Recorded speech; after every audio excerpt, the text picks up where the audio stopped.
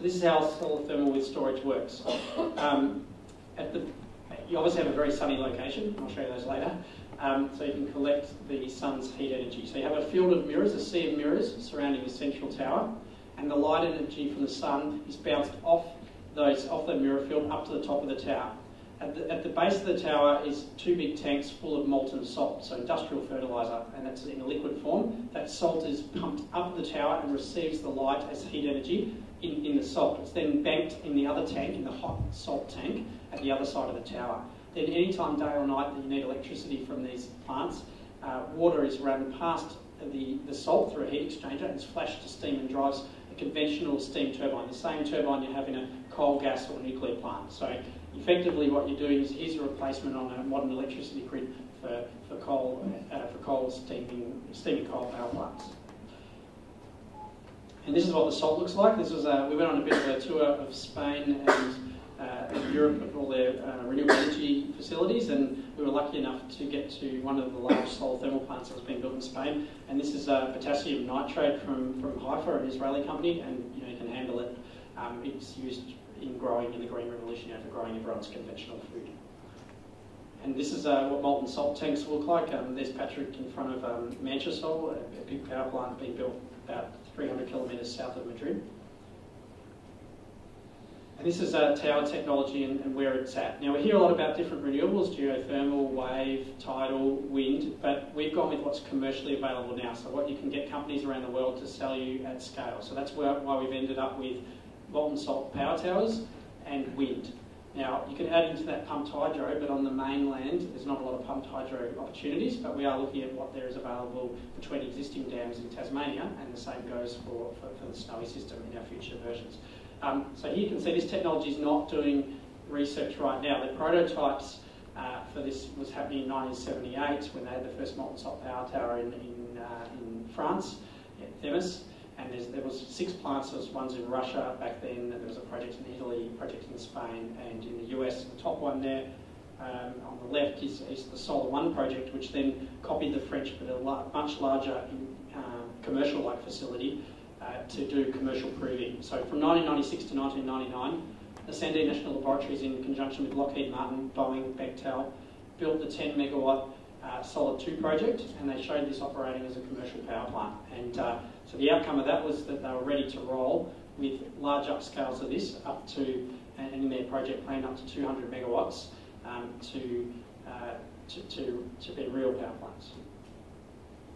So there's 2 companies today that will sell these molten salt power towers off as soon as you sign the check, and that's Sener, which is the biggest engineering company in Spain, and their project construction company is called ACS, and ACS happens to own Leighton Holdings. So they own Hochtief, and Hochtief has the majority shareholding in Leighton. So strong connection there to Australia. Same with Solar Reserve. Its projects in the United States, they use Worley Parsons, an Australian engineering company, to do all the engineering. So we've got good connections there. It won't be hard to get these projects up in Australia if we choose to do them.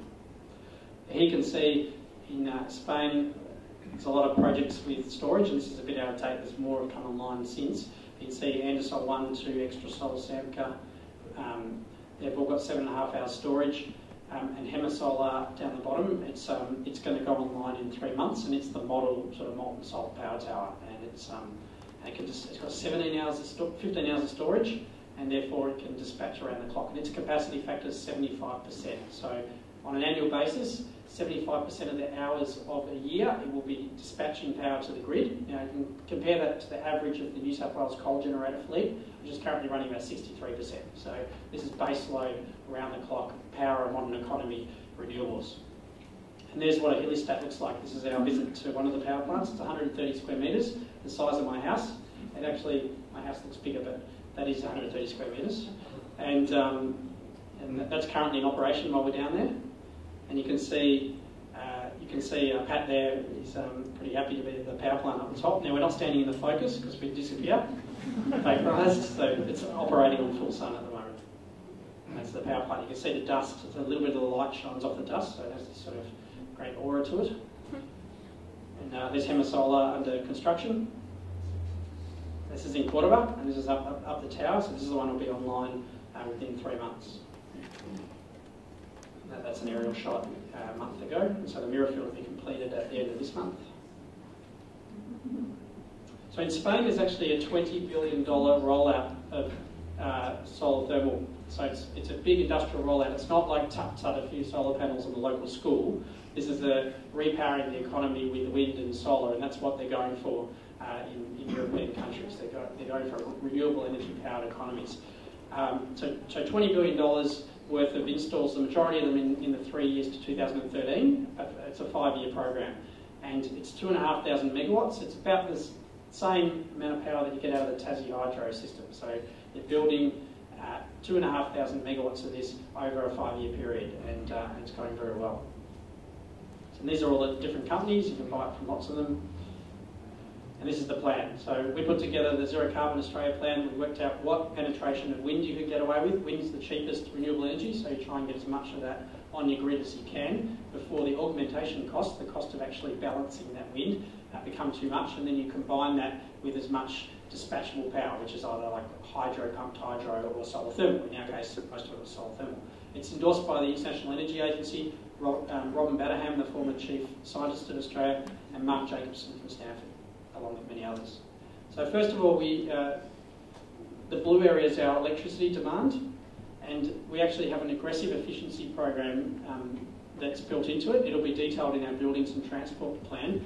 The actual placeholder figures for it are not as aggressive as we think it might be once we do our detailed work, so we used just common references that were around the place.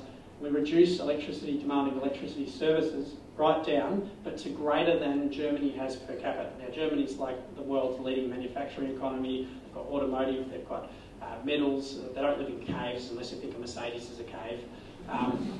So, we'll still be using per capita more electricity than the Germans in that sector. Now, our overall electricity we deliver is more than today, but that's because we're now fuel switching.